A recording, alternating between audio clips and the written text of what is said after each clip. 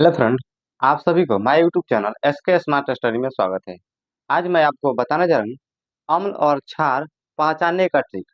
अम्ल और क्षार को आप देखते देखते पहचान जाइएगा कि कौन सा अम्ल है और कौन सा क्षार है। ऐसा ट्रिक पूरे यूट्यूब पर आपको कोई नहीं बताएगा। एकदम अच्छा, एकदम साधारण, एकदम स्मार्ट ट्रिक है। एकदम कमजोर से कमजोर छात्र भी उसको देख के समझ सकता है, पढ़ सकता है। ठीक। चलिए, यदि वीडियो अच्छी लग जाए तो वीडियो को लाइक कर दीजिएगा। यदि आप चैनल पर नए हैं तो चैनल को सब्सक्राइब भी कर दीजिएगा। चलिए चलते हैं ट्रिक की ओर। देखिए ट्रिक है आपका। देखिए अम्ल का ट्रिक बता रहे हैं आपको। किसका ट्रिक? पहले अम्ल का बता रहे हैं, उसके बाद आपको क्षार या भस्म का बताएंगे। देखिए अम्ल का दो ट्रिक, कितना ट्रिक लिखे हैं? दो ट्रिक लिखे हैं। कौन कौन दो ट्रिक लिखे हैं? देखिए पहला लिखे हैं जिसके शुरू में यच हो। जिसके शुरू में यच हो तो उसे हम लोग अम्ल कहेंगे। अम्ल पहचानने का ट्रिक है कि जिसके शुरू में यच हो वो आसानी से उसको आप लोग अम्ल टिक कर सकते हैं। जैसे हम देखिए यहाँ पे लिखे हैं शुरू में H, H E, H C L, H B R, H I, H2S, H H. जितने आप शुरू में यहाँ पे देख रहे हैं, जितने के शुरुआत में क्या है, एच लगा है, तो उसको हम लोग क्या कर सकते हैं?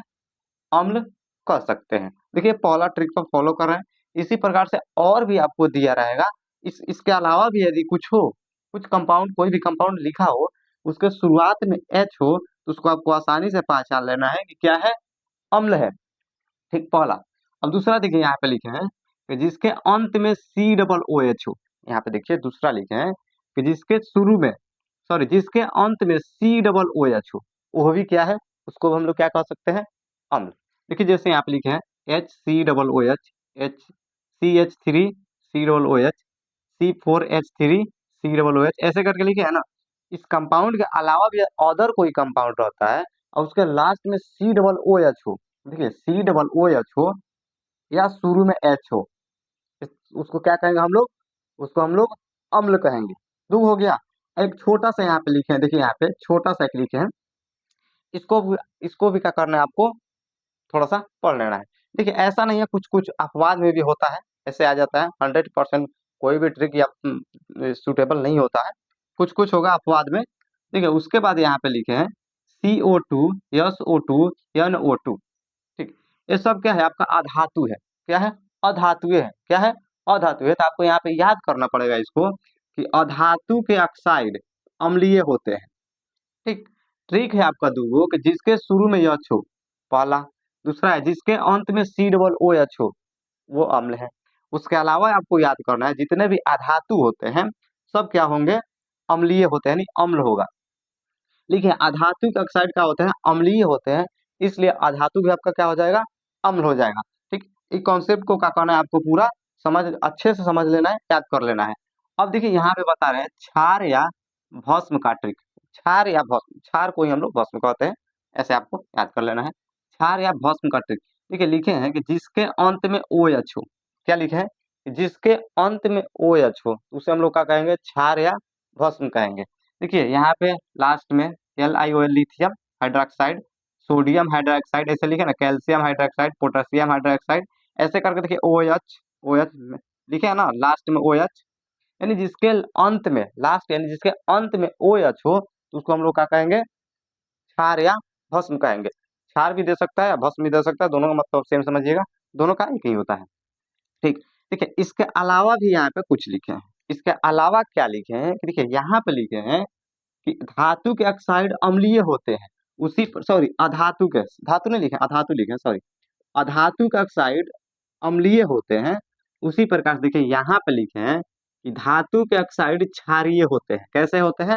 तो धातु का ऑक्साइड आपका क्षारीय होते हैं। आपको ऐसे कॉन्सेप्ट को समझना है। जैसे हम देखिए यहाँ पे लिखे हैं CaO, कैल्शियम। देखिए लिखे हैं Cu, कॉपर ऑक्साइड। देखिए Al लिखे है ना, Al, एल्युमिनियम जो का होता है आपका धातु होता है। बेरिलियम, देखिए Ba लिखे हैं, लिथियम, सोडियम, पोटेशियम, ऐसे लिखे, सब का होता है, ये धातु होता है। आपको याद करना है कि धातु के ऑक्साइड क्षारीय होते हैं और अधातु के ऑक्साइड अम्लीय होते हैं। धातु के ऑक्साइड क्षारीय और अधातु के ऑक्साइड अम्लीय होते हैं, ऐसे आपको याद कर लेना है।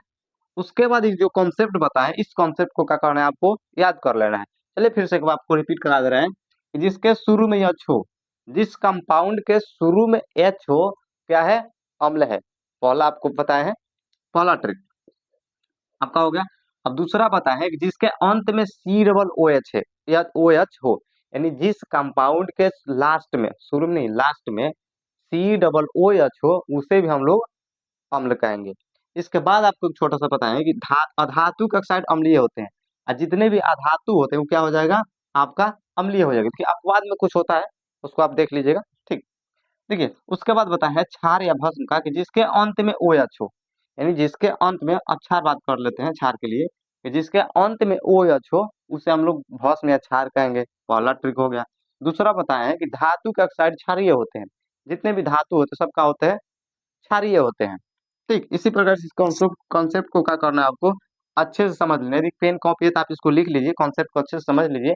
आप एग्जाम में, आशा करता हूँ एकदम आसानी से, एकदम सबसे तेज तरीके से आप धातु सॉरी क्षार और अम्ल को पहचान सकते हैं, ठीक। यदि वीडियो अच्छी लगी हो तो वीडियो को लाइक कर दीजिएगा। यदि आप चैनल पर नए हैं तो चैनल को सब्सक्राइब भी कर दीजिएगा। यदि इस अदर कोई भी टॉपिक पर यदि आपको वीडियो चाहिए तो आप क्या कीजिएगा, प्यारा सा कमेंट कीजिएगा कि हमको ये टॉपिक पे वीडियो चाहिए, हम उस टॉपिक पे वीडियो बना के इस चैनल पर हम डाल देंगे, आप उसको देख लीजिएगा।